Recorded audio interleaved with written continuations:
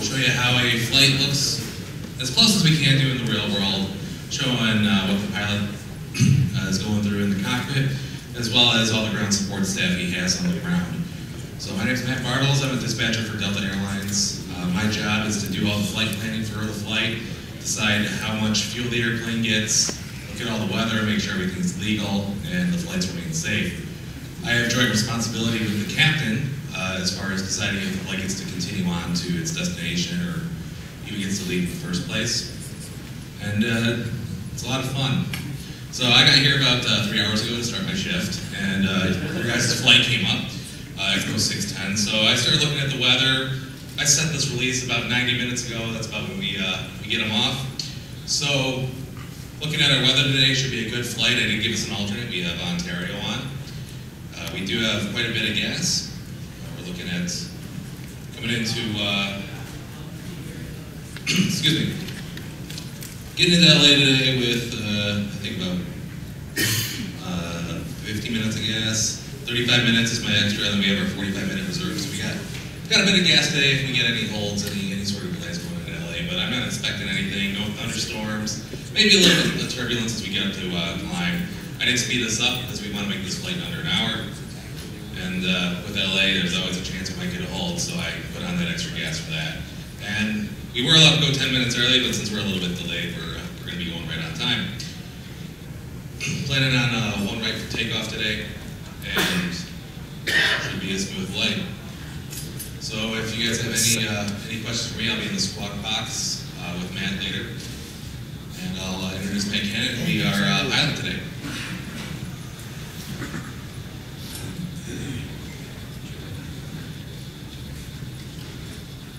Yes.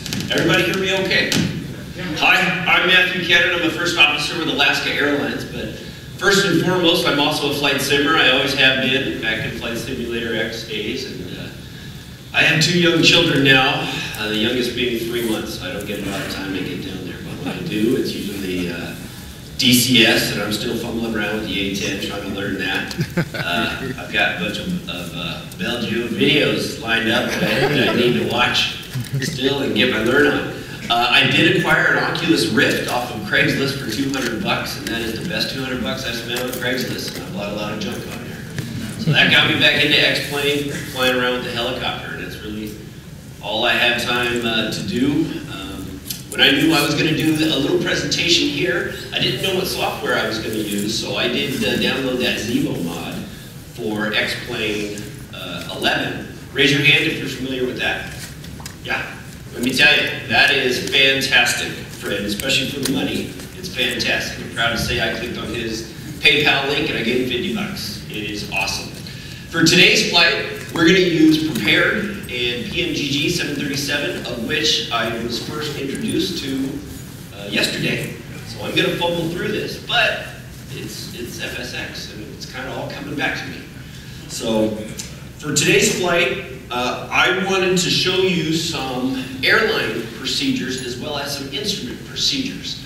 Last year I walked around the floor and I see everybody flying around VFR. Look at that building, look at that bridge. Well, real flying is really instrument flying, and I see a lot of people, they fly the heavy metal, 737, 787, 747s. Well, those are not single pilot airplanes, those are crew environment airplanes. So I was hoping I could show some of that out here, just with some procedures in general that airlines do. You've probably heard the term CRM, Crew Resource Management. And that's a big, big deal, big safety issue, big push by the FAA.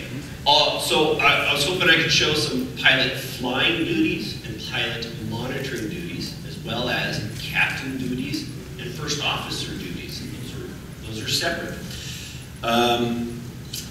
Let's see, Matt talked about the release. That is a really important part of our flight. They do a lot of our planning, all of our planning, and we don't really look at that to verify that everything is correct. We really trust that they do that, and we look at this. By the way, this is sometimes called a release, sometimes this is called just the paperwork. Technically, the release is just the front page, and then you have on the next page, flight plan, NOTAMs, all that stuff. The first time that we look at this is actually in the van on the way from the hotel to the airplane. With the advent of electronic flight bags, tablets. And I use an iPad Air, company-provided iPad Air. And it always has an always-on data connection. And it is fantastic to be able to look at that beforehand.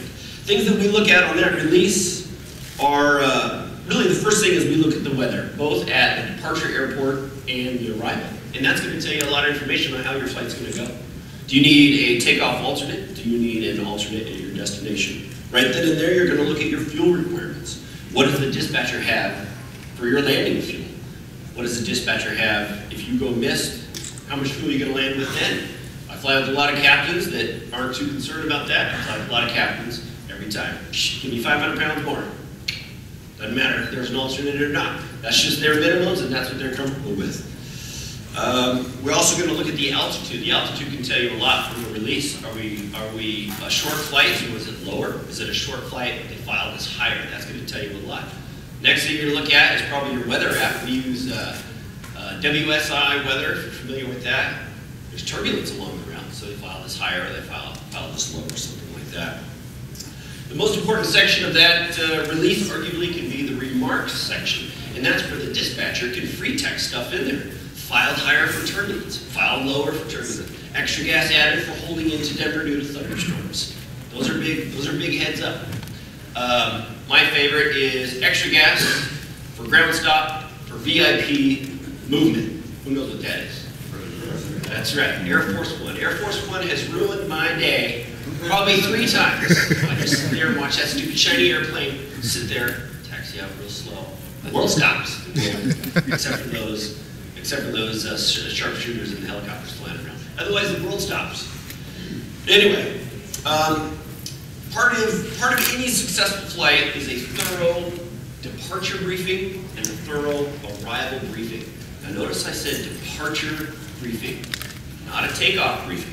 Takeoff is only a little part of your full departure briefing.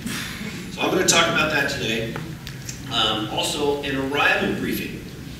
A small part of an arrival briefing is the actual approach briefing. We're going to do a full arrival briefing.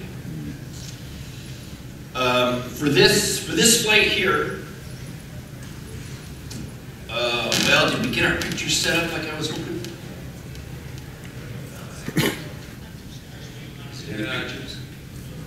Just for your guys' information, if you have the HUVA app, click on the presentation for today, the Real World Pilot Flies the Sim. We have some PDFs there. We have the flight release on there. We have the departure chart, the arrival chart, and the approach chart. So you can pull those all up on your iPhones, tablets, whatever you're using for that app, and they'll be right there. You're also looking at it. Here, fantastic. Look at that. Let's see.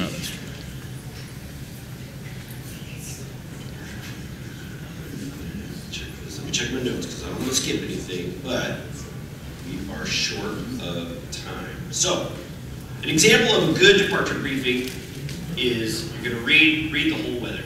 How's the weather look at your departure? The next thing, and you're just telling a story. The next thing is your taxi route. We're at gate so-and-so, we're going to push, we're going to do a single engine taxi or a 2-engine taxi. We're going to taxi out on taxiway Bravo, left on Charlie, hold short of this runway, we need permission to cross that runway, right turn. Next is, what runway are you going off of? You're just making sure that you both are on the same page. For this flight, I think we're departing off of 01 left, and we're going to do a short flight from Las Vegas to LAX. We have time. Next thing is your single engine departure procedure. Always brief that. Airlines have their own proprietary procedures if you have a single engine situation off of any runway due to terrain or obstacles, something like that. A lot of times that single engine departure procedure is just fly straight out.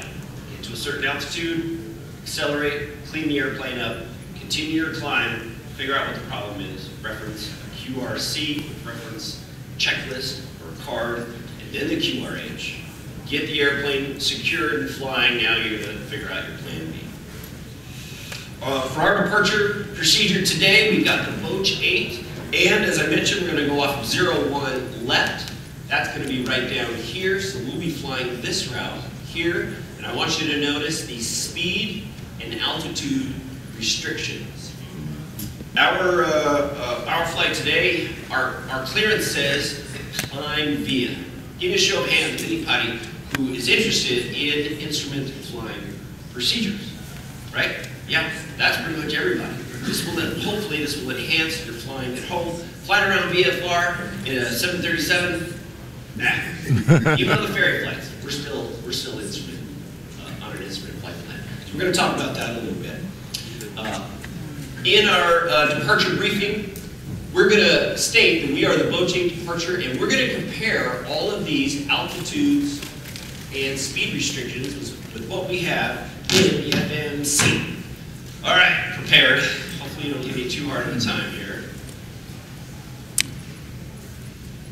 I don't know how well everybody can see this, but if we look at our departure here, can you see my mouse good? Can we dim the lights a little bit? Oh, dim the lights a little more. You see at Bessie here, we have a max of 230 knots. Now, I've already filled in this FMC with our route, but you'll look right here that sure enough, it says Bessie 230. Our next restriction is Whitla. We need to be above 7,900, but below 10,000 feet. And you can see Whitla right here. Next fix is Jeb, and I see it here. The next fix is Boch. Now the way this is depicted, and this is the new FAA standard, that 13,000 is above this line. So that means you need to be at or above 13,000. So let's see. 13,000 above, there it is. I'm going to click the next page here. And our next route is we're just going to go to Ricky, and then we're going to take a shortcut. Do I have Ricky on here? I do. I'm going to click this route page. I should have showed you this first. Vegas, LA, one left. And click the next page. We are the Boch 8 just to Ricky, which cuts our departure short here. We're not going to go all the way to 29 Palm. We're taking a little bit of a shortcut. Direct Shatner for the Angel 3. Now, proper procedure is when you are on the ground, you will also want to double check your arrival. Here is our Angel 3. We're going to begin that at Shatner. So, Shatner, Smash, Sally, and then Gleason. Let's make sure we have that on our legs page. Here is Ricky, Shatner, Smash, Sally, Gleason. Now does Gleason say 280 knots and 24,000 feet? Between 24 and 30. And it does 28, 24, and 30. We should see Angel, 1924. Angel, there's 19 and 24. You'll notice this speed here is a lowercase 280 knots. That means that it's not a hard restriction like you see here, 270 knots, that's capital. That means that it's prescribed from the arrival. This 280 knots is telling, this lowercase 280 knots is telling me that the airplane is planning on being at 280 knots at that fix. Okay. Trust me, all the rest of these fixes are correct. You'll notice that this arrival terminates at Circus. The lowest altitude on this Circus is between 14 and 12,000 feet. So, like our departure, in our clearance we have a climb via clearance. That means that we are responsible for this course as well as the speed and altitude restrictions. As we're flying, we are hoping to get a descend via. And when you hear that via, that means you're responsible for these altitude restrictions. You're already responsible for those speed restrictions on this arrival here. So, if we get a descend via, I'm going to utilize the VNAV capability of the airplane. I'm going to dial in the lowest altitude, which is 12,000 feet right here. And then we monitor the airplane to make sure it's meeting these speed and altitude restrictions. Oftentimes, we have to help the airplane out with the speed brake. The aluminum brake, sometimes you got to help it out with the rubber brake, which is the gear.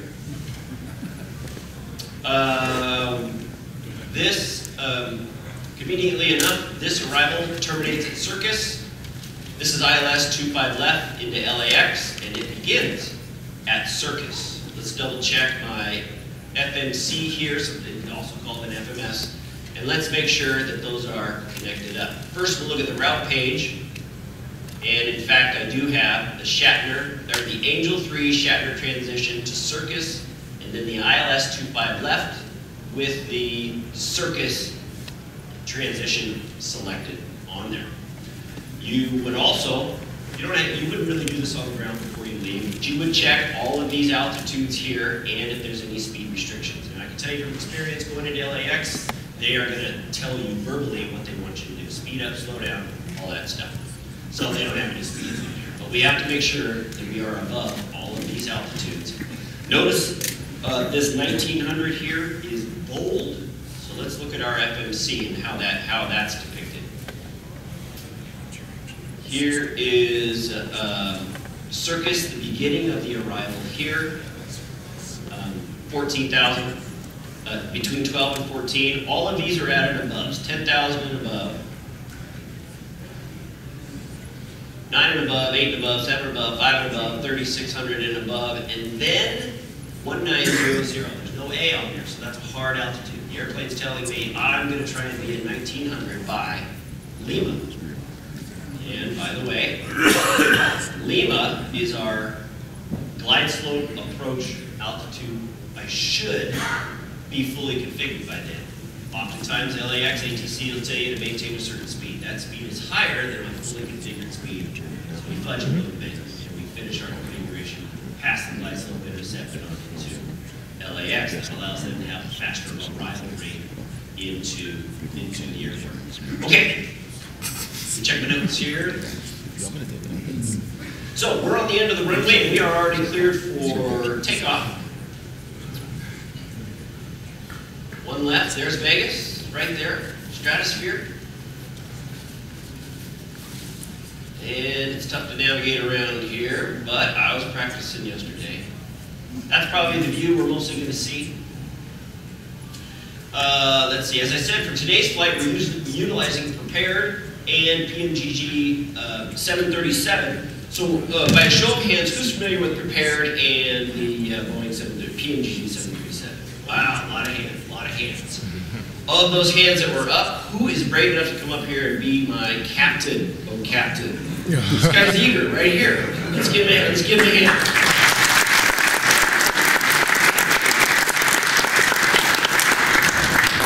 Your name is? Nick. Captain Nick, everybody. All right.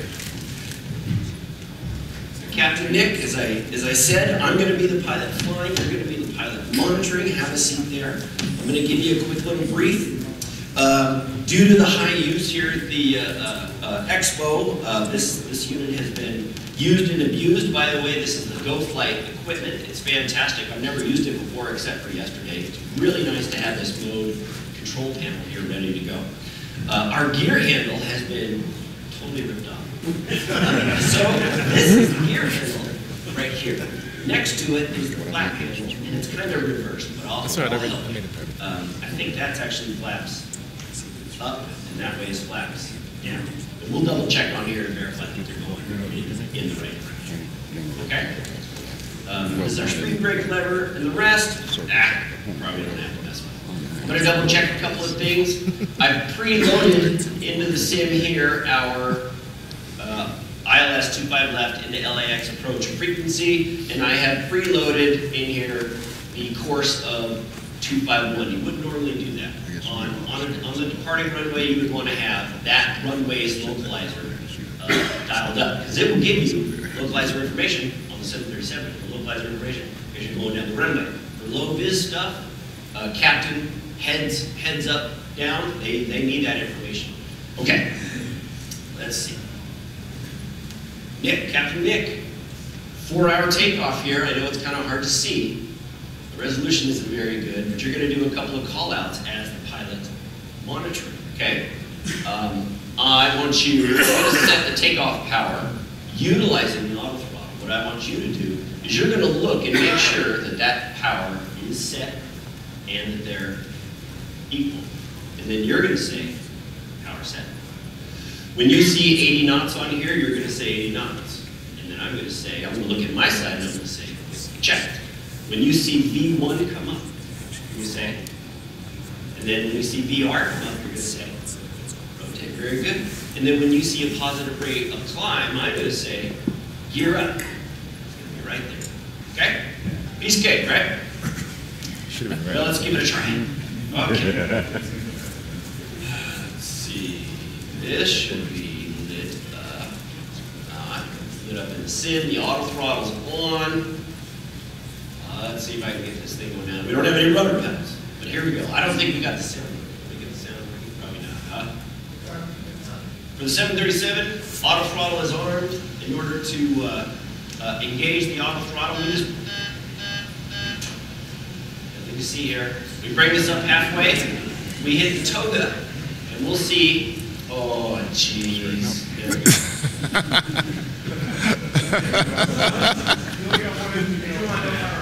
What?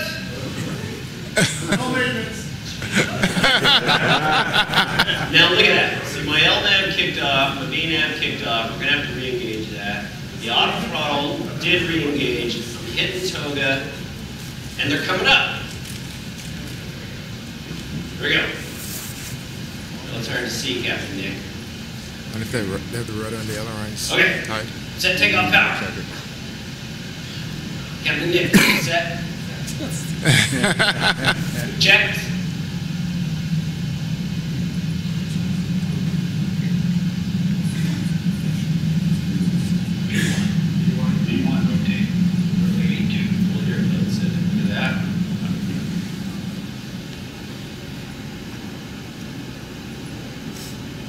Let me know if you see a positive rate of climb.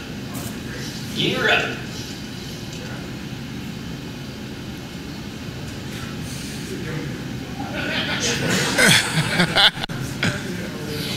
Maintenance. Maintenance. Hit G. Button for you. There you go. Okay. Expo 610, contact departure. Go, Captain Nick. Okay, we're past the sharp tooth. Let's bring the flaps. It's that way. Flaps 1.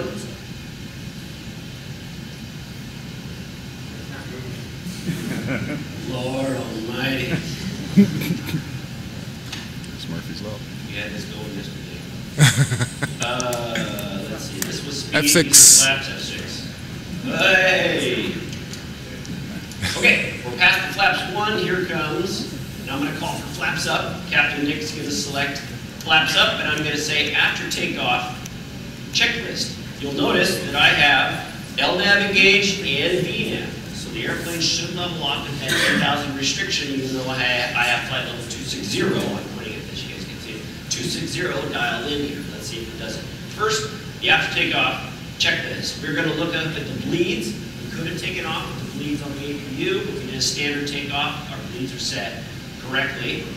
We're going to take these start switches and put them to off. We're going to come down here, and we're going to look. We're going to take this, the auto brakes come to off, and we're going to make sure that the flaps are up with no lights. And then Captain Nick would say, after takeoff checklist complete. I'm going to go back to my FMC. Legs page, Bessie at 230 knots, no greater than 230 knots, and you can see that we are 215 and slowing down. I don't know why we're slowing down. We double check my primary flight display. We are VNAV path, we are LNAVing and FMC speed, so I know that the box is controlling the speeds and the auto throttle is on. There's 230 knots. And look at that, I'll bring up the navigation display as well here. There's Bessie, no greater than 230, and in fact, we are at 230. After that, we should be accelerating to 250 knots. Yep, there it goes right there. Now we have our restriction at Wilta. We need to be no higher than 10,000 feet. And in fact, the airplane did level at 2,000 feet. And it's already going to its climb speed of 335 knots, which is fine, 10,000 or above, right? What would be really nice, air traffic control would give me relief from this 10,000 or below so I can continue my climb. The controller's looking to see if there's any traffic above me, which is probably the right. Expo 610, next departure, climb and maintain level 230. Okay, we're now relieved, climb and maintain flight level 260. Right, Captain Nick? We're now relieved off of the 7,900 and 10,000 restriction. I'm going to press this altitude intervention, which is going to delete that restriction in the FMC. That restriction is gone. I should see the power come Overspeed. back up. Overspeed. That's pretty fast climb speed. We're right there. Yeah, questions? We've rest. Yeah. That's right. It won't stop at 13 because this restriction says 13,000 and the A means or above 13,000. All right. Now, at 10,000, what we needed to do was to turn some lights off. Turn off landing gear lights. We can check the pressurization here, and to check that, you need to just look at this big needle right here. That's the cabin differential. If that needle was not increasing, that means you're not pressurizing. And what happens, does anybody know, at about 14,000 feet? You black out. Oxygen mass drop. You get the rubber juggle in the back. So if at 10,000 feet, you glance up here and you see that needle not coming up, the correct thing to do is not try and solve the problem. The correct thing to do is to level the aircraft off, because you won't solve that problem for 14,000 feet. And you could pass out. What was that, Egypt Air? You guys familiar with that, right? I think that was Egypt Air. Let's see. Also, we give a ding to the flight attendants that we have exited sterile cockpit. So they're able to call us now, asking if we want coffee. Okay, the next thing we're doing is we're waiting for 18,000 feet. But we're going to click on this climb page right here. I'm going to show you some information.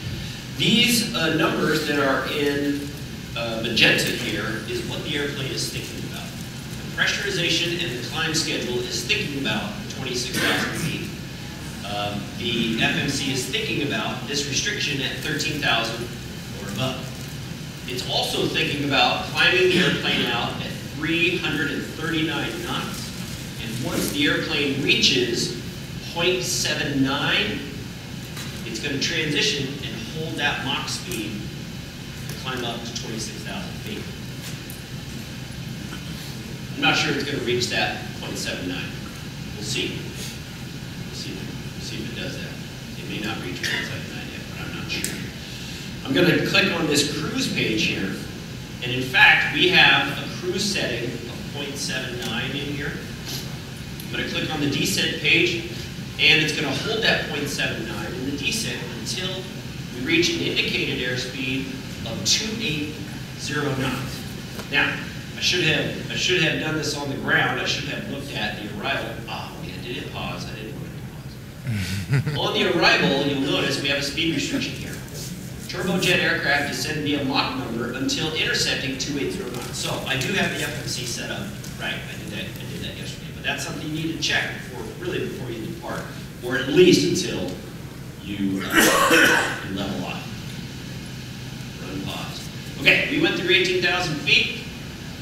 It's time to do our altimeters, and those are located right here.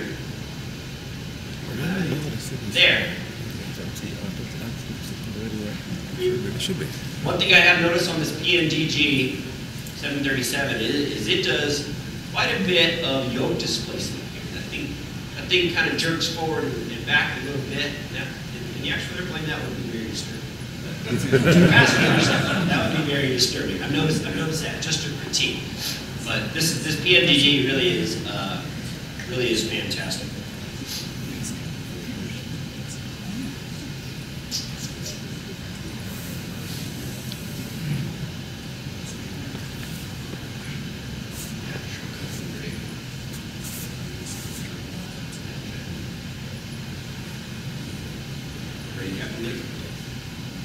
Expo 610 clear direct Shatner resume the Angel 3 We're Expo 610, by the way.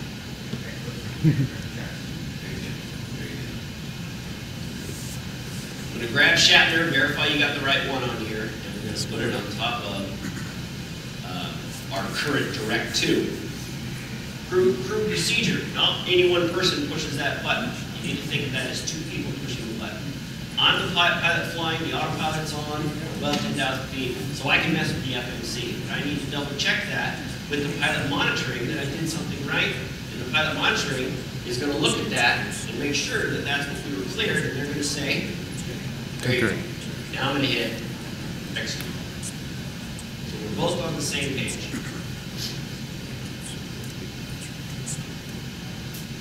Bring up our navigation display to make sure that's actually what's happening.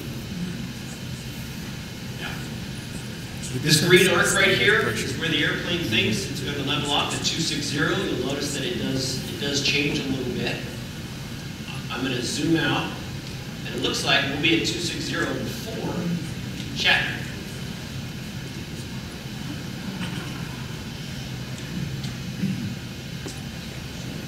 Climb 23, 3,000 to go.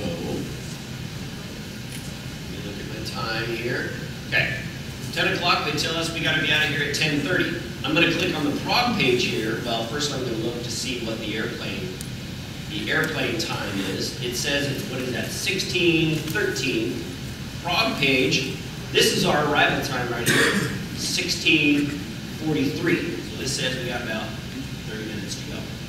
Also, it says we're going to land with about 10,400 pounds. If you land with 5,000 or less in the 737, maybe not.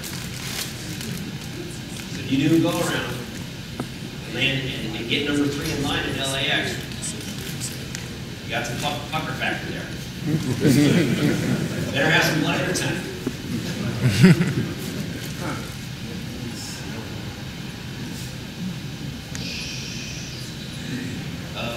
Let's see, is there a restriction with the Shatner? Yeah, please take it. Expo 610 clear direct, Lisa.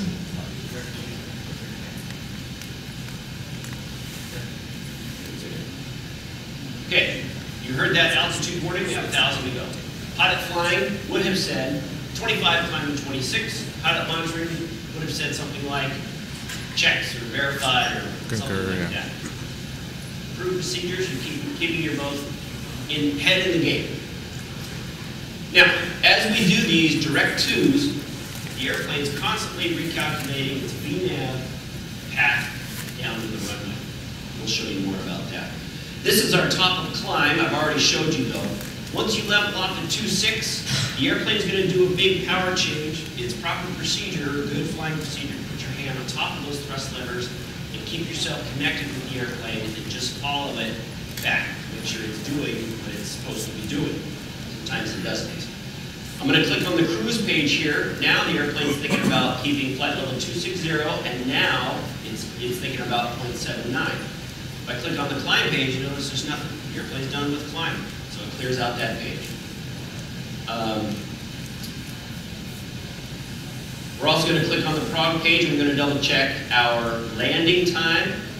Hey, are we running late? Are we early? Are we slow down? And the fuel. Double check our fuel at our destination. Now at this point, the captain's going to reach up and turn on the Kenfare.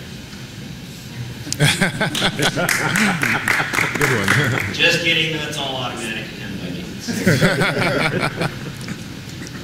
Now, at this point, this is a short flight. I make sure that I have my navigation display zoomed out past 80 miles because I'm looking for this top of descent right here icon. That tells me the airplane knows when it's going to descend. That also gives me a time on when I should start setting up for my arrival. Arrival briefing, just like the departure briefing, start with weather. That's going to let you know what you need to be aware of. How is it low vis? Are we doing a full approach? Are we expecting a visual? What are the runway conditions in the ATIS there? We have a braking issue. We have a runway length issue. Things like that. We are going to look at the arrival. We're going to double check all these fixes and all of these speeds to make sure that they are depicted correctly in the FMC. We're responsible for those if we get to descend via clearance. I'm going to double check my lowest altitude here, which is 12,000 feet. That's what I'm going to dial in if I get to descend via clearance. Unpause and did unpause. I'm going to check that all against these legs pages. In the ATIS, it's going to tell you what arrival you can expect. Usually at LAX, it says arriving 25 left, departing 25 right. So we're also going to go to our approach here. We're going to brief this. Notice we haven't even begun a descent. We're 80 miles to the descent. We're already briefing the approach. This is the time to do it, not when you're busy on the descent. That's when you need to be monitoring. Okay? Localizing frequency is 109.9. Final approach course is a 251. This is a crew procedure, both pointing and looking at the frequencies and our courses. Published flight altimeter altitude is 1,900 feet here, and I'm looking at this briefing strip. We're going down to minimums of, well, they're probably just doing Cat 1s, right? So we're doing minimums of 304. The weather's good in LA, so we're not going to dial up the minimums because we're expecting to do the ILS to a visual. If it was a full ILS, we would brief what approach lights we're looking for. These are ALSA 2, the PAFI is on the right. So if you break out and see the PAFI on the left, maybe you're on the wrong runway. You're going to brief the missed approach, or at least the initial part of the missed approach. Climb to 2,000 on a heading of 251 until crossing San Simon VOR, radio 160. And that's pretty much it. With the 737, we typically fly those missed approach procedures in LNAV. So we're going to have the LNAV and the autopilot engaged soon after the missed approach, and we're going to verify that the airplane is doing all of this. Okay. After that, we're going to look at the airport diagram. We're going to brief which taxiway we're going to get off on. The second high speed, we need to hold short of 25 right. Permission to cross that, we're going to take a right on Bravo, left turn on Charlie into the Charlie 6 alleyway. Really important, we ask each other what the threats are for this flight. Well, it's low vis, or hey, 25 right, or the 25 left runway is closed, we're landing on 25 right. That would be a non-standard thing. Gotta have your head in the game. Been to LA 1,000 times, you're so used to landing on 25 left.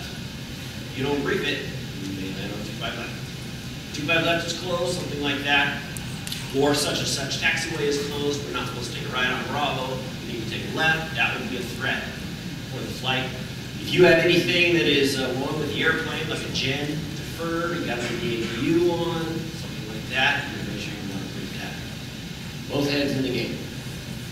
Next thing you're going to look at is taking into consideration the runway conditions and braking action. We're going to do our approach reference.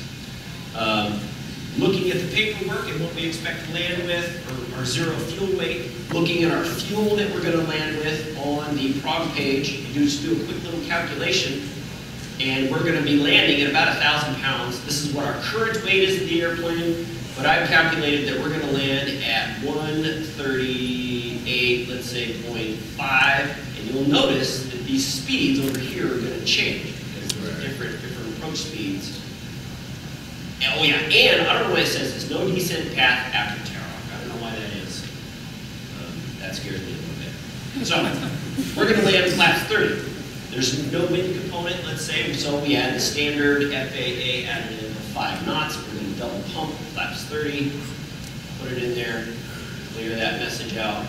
So, our V approach is 145, and our V target is going to be 150 knots. Okay? Let's see. For our auto brake, for our training purposes here, we are going to set this auto brake to max because the thrust reversers don't seem to be working too well on here. And we've already briefed the taxi route. I'm double checking my nav display here, and I can zoom in a little bit now. So, the next thing, very important. You ask the other crew member questions, comments, or concerns. You'll hear something like, sorry, I wasn't listening. Or, wait, what was the thing about the taxiway? I thought Bravo was closed. No, it says Charlie's closed. Oh, Charlie's closed too, Bravo. Got it. That stuff is so important, so important. That's really why a full arrival briefing is so important when you're doing crew operations. The next thing I'd like to hear from the controller is send via the Angel such and such arrival. let's see what was it. Angel 3 is what we're going with here. So notice, we have all of our briefings done and everything ready. As we do the arrival and the approach, we may have to rebrief if they change runways. You can include that in your initial briefing. Hey, they may send us to the north side, that frequency is this and this. As long as we have all runways in sight, we'll do it. Okay, good. Okay. Expo 610 to send me the Angel 3 arrival. Also just let me return in or And Captain Nick, jeez, watch out. Okay. We already briefed that lowest altitude as being, I forgot. Yeah, 12,000 feet. So there's a little procedure here. We are going to bring our altitude down to 12,000 feet. There's more to it than that. There's three things. When I put that in there, I point to it and say 12,000. My pilot monitoring verifies and says, Checked. very good. And there's two other things we look at. We make sure that VNAV is engaged, and I shouldn't be circling this, I really should be looking here. And we have a top of descent in front of us. So those three things tell me that the airplane is going to initiate the descent on its own. I have a lower altitude, I have VNAV engaged, and the top of descent is in front of me. If I got that clearance and the top of descent is behind me, the airplane's going to continue on. I would have to initiate the descent on my own, hurry the airplane down, probably with the speed brakes, in order to catch that VNAV path down. So, let's see if it does it. We're going to click on the broad page, and this right here, to top of descent, we got 2 miles to go, and this is the time at which it thinks it's going to be at the top of descent. I'm anticipating the descent. I take my hands and put it on the thrust levers, because those are going to go all the way to idle. There it goes. Notice on my primary flight display it says retard. Take the thrust levers, bring them all the way to idle. That's pretty slow. I can see it go a little faster than that. Verifying my primary flight display that I do see a rate of descent. Okay, let's look at the descent page. The airplane is thinking about, see that yoke displacement? Okay. The airplane is thinking about Gleason between 240 and flight level 300. 300 is above us, so it's thinking about 240. In order to be at Gleason, at flight level 240, it needs to maintain, wow, that's a lot, 4,500, 4,600 feet per minute. It's not quite doing that, but it is flight level 240 or above. Okay, now it just changed to Angel. Yeah, okay. See, this is my primary VNAV information. Is right here, is where you need to be looking. Now the airplane's getting back on track. There's a big yoke displacement there. Now the airplane is thinking about Angel between 19 and 24, and it's going to hold 280 knots. I verify that. I'm looking at 280, and this, let me tell you this, PMDG, you got this just right. It's 10 knots slow. That is correct. It's what it does. You can override that by bringing the thrust levers up a little bit. There, it's correcting.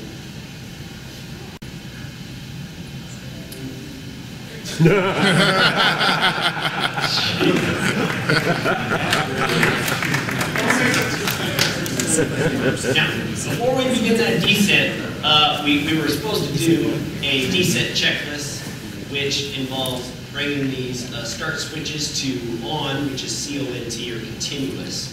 The captain would have done a briefing for the passengers. Folks, we're going to be 10 minutes early to the gate. Lies. And pleasure flying with us. Blah, blah, blah, blah. On an approach or a descent checklist, pilot flying would call for that descent checklist. The pilot monitoring will carry out that as a challenge and response. The pilot flying would say, descent checklist complete. Yeah, that's the professional way to do it.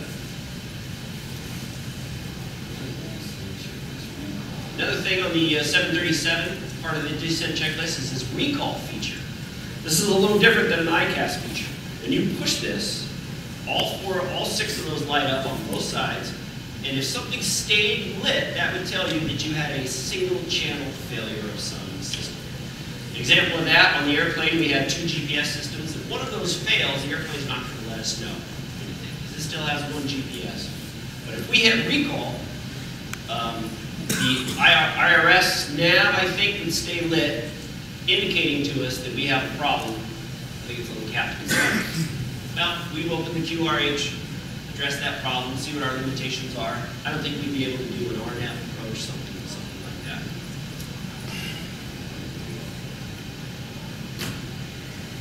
An ACARS message from dispatch.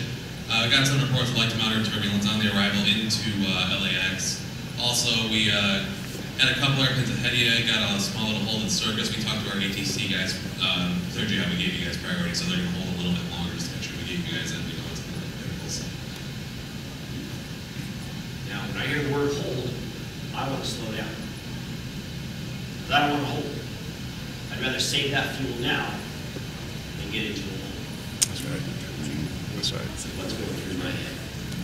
Looking back at the navigation display, I'm making sure that the airplane is on its navigation. By the way, this says RNP and ANP. This is required navigation performance, and this is actual navigation performance of the airplane. And I'm sure different 737s with different equipment have different tolerances and capabilities. Okay, we're coming up on 18,000 feet. Captain versus the pilot monitoring. The captain's going to reach up, turn some lights on to get us visible. A lot of captains will use the actual landing light as their cleared to land reminders. Once we get it cleared to land, they might turn maybe the taxi light on or the main landing lights on. Let's see, we're going to do our altimeter settings, and we're going to say it's standard.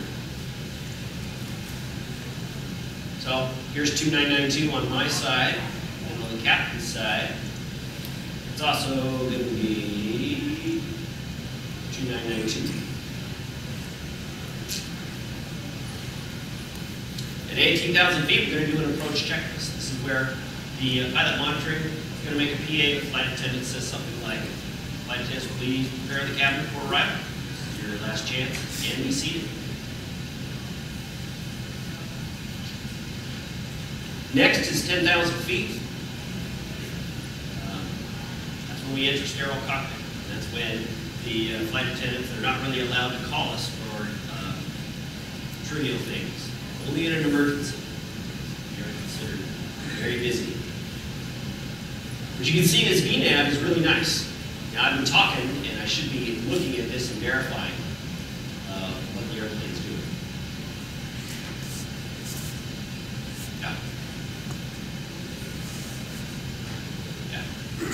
Expo 610, SoCal approach. Expect ILS runway 25 left and circus clear ILS runway 25 left approach. Okay, so that says that it's clear for the ILS 25 left approach. It's line clear to descend further. I'm going to go and look at the approach. And I'm going to let the airplane VNAV itself all the way down past these altitudes, but I can't let it go any lower than 1,900 feet. So guess what altitude I'm going to put in here. 1,900.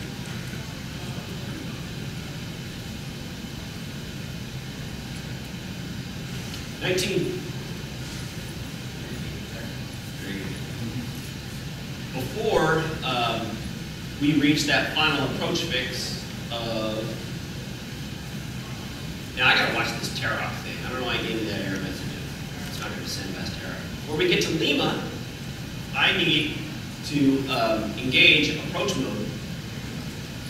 The airplane now looks for the localizer and the glide slope, and it's then going to descend on the glide slope.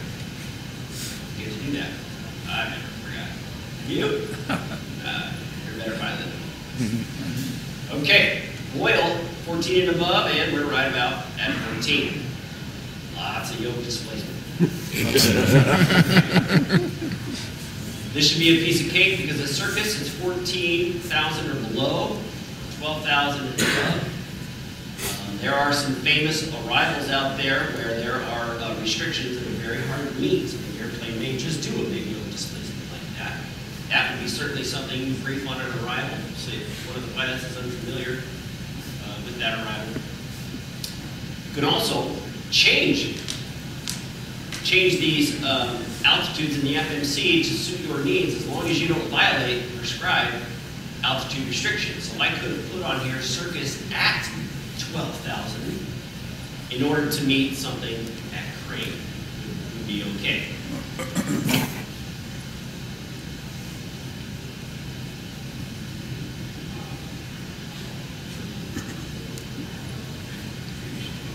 Let's see, let me check the time here. We're running low on time.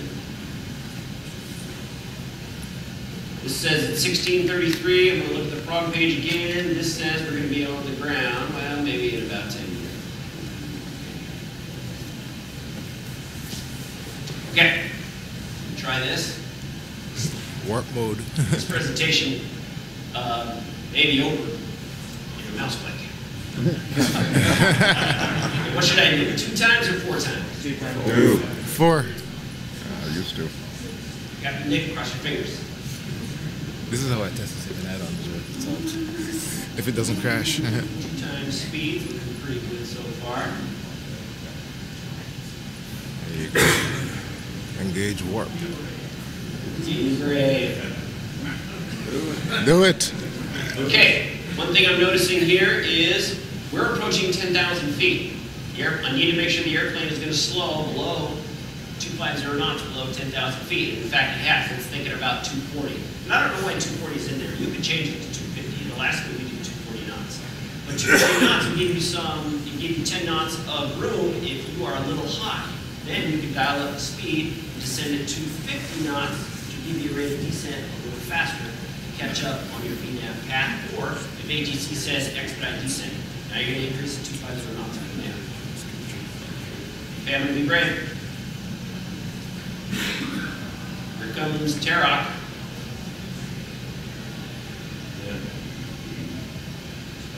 Let's see. I see a decel icon here. And yep, 236 right here at dynamos. The airplane's going to start slowing itself. Options, simulation rate. Do it. The airplane's already wanting to slow to 208 knots. I don't know why it wants to do that. We're going to help it. Going like this. Did he put out spoilers? Crap.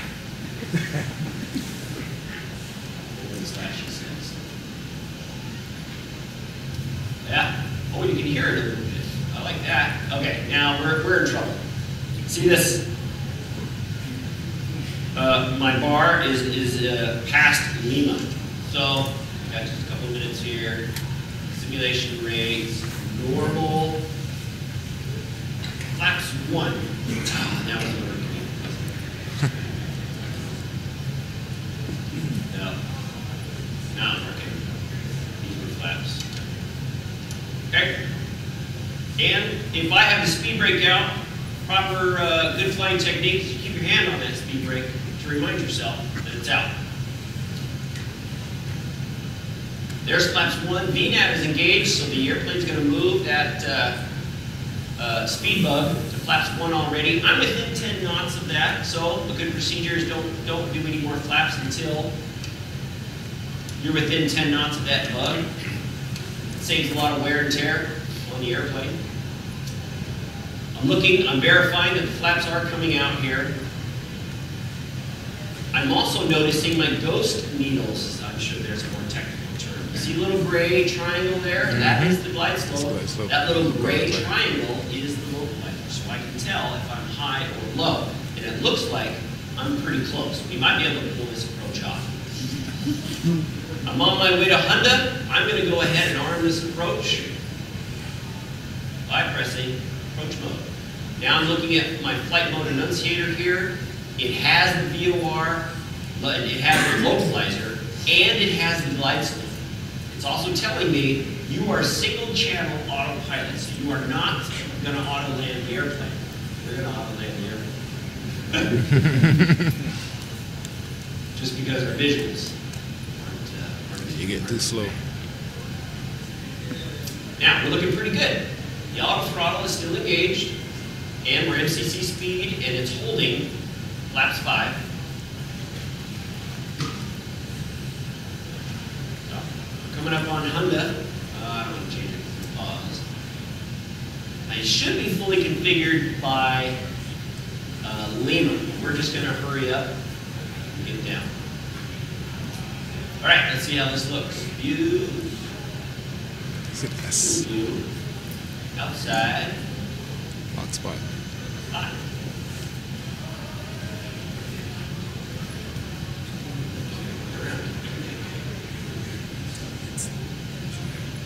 Yeah, you're looking good. Golly, there it is. We lined up a 25 left. It's looking pretty good so far. This PMDG has really nice, now the resolution's kind of lower on this. Oh no, I still got the speed brake out. I didn't keep my hand on there, Captain Nick. Slash. Bad. There you go. Yeah. How long are you going to keep it out? Arm the speed brake. There it is. You can verify that by looking right here at that little green light. Coming up on Lima, we're going to add, let's see, flaps. That should be flaps 10. No, we were already at flaps 5, Captain Nick. Let's double check. I think that's flaps 1.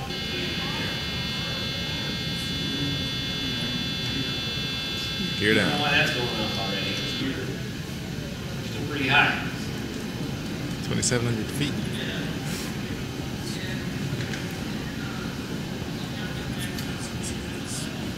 Okay. The airplane's telling me that it's giving me the speed control back. So I'm going to bug flaps 15, let the airplane slow down to that.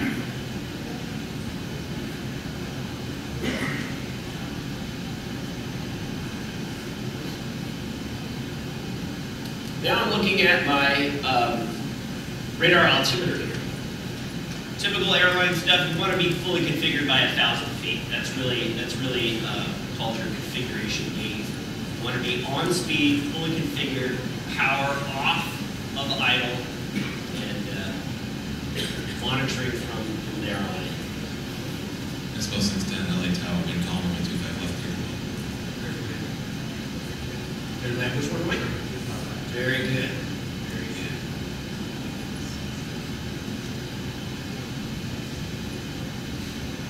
good. Inside the final approach fix, still got 1,600 feet to go. Flaps 25.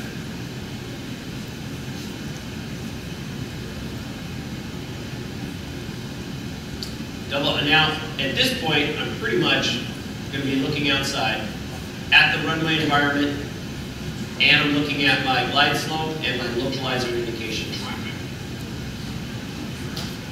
And my speed. Here comes 1,000 feet. Pilot flying is going to call for flaps 30, landing checklist. Pilot monitoring is going to challenge me and say, speed brake.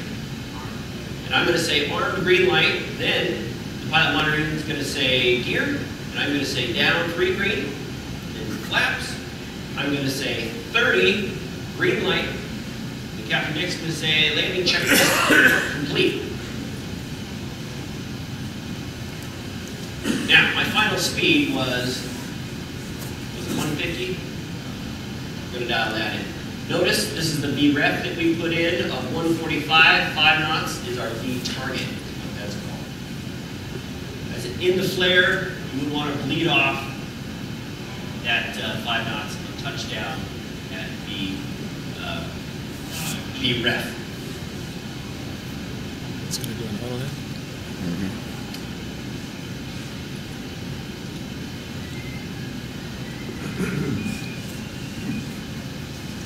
For our demonstration, we're going to do a pseudo auto land.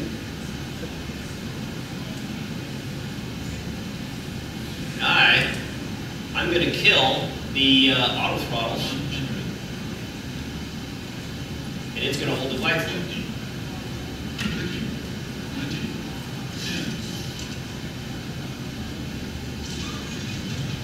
The pilot monitoring is going to say speed brake, verifying that it came up. I'm not going to use the thrust reversers. And then the pilot monitoring is going to call 100 knots, 90 knots, 80 knots. That's my signal to pilot flying to stow those thrust reversers. Captain's then going to call my airplane. And then, after landing slope, for the FO. Captain Nick, you did a great job. Really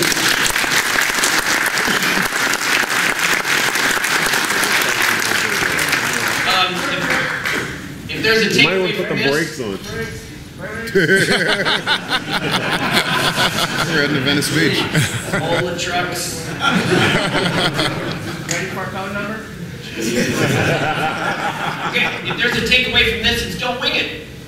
Come up with a plan, brief your plan, execute that plan, and have a plan B. I forgot to mention, on this approach, as the glide slope comes in, I mentally brief my missed approach profile. Toga, flaps 15, positive rate, gear up, verify element. Mentally go over that in your head. You know you've been on the checkoff. That's it. Thanks for having me. It's been a lot of fun.